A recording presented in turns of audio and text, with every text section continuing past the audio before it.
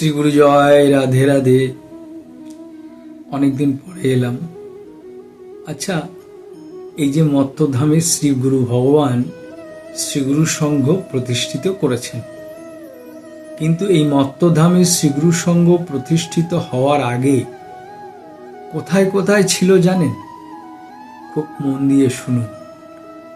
এই মত্তধামে শ্রীগুরু সংঘ প্রতিষ্ঠিত হওয়ার আগে গোলকধাম, বৈকুণ্ঠ ধাম এবং কৈলাস ধামে ছিল।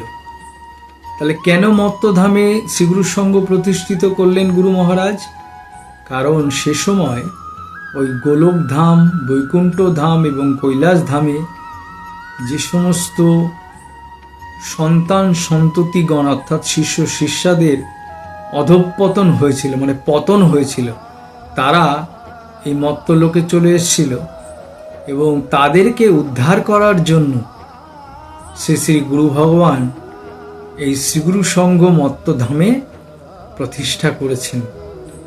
অর্থাৎ যারা শ্রীগুরু সংঘের আশ্রয়ে আসবে এবং গুরু ভগবানের চরণে ঠাঁই নেবে, তাদের কিন্তু এই যে পতন হয়েছিল, আবার তারা সেই গোলক ধাম, বৈকুণ্ঠ ধাম, কৈলাস ধামে ফিরে যেতে পারবে। শ্রী গুরু জয়, শ্রী গুরু জয়, শ্রী গুরু জয়।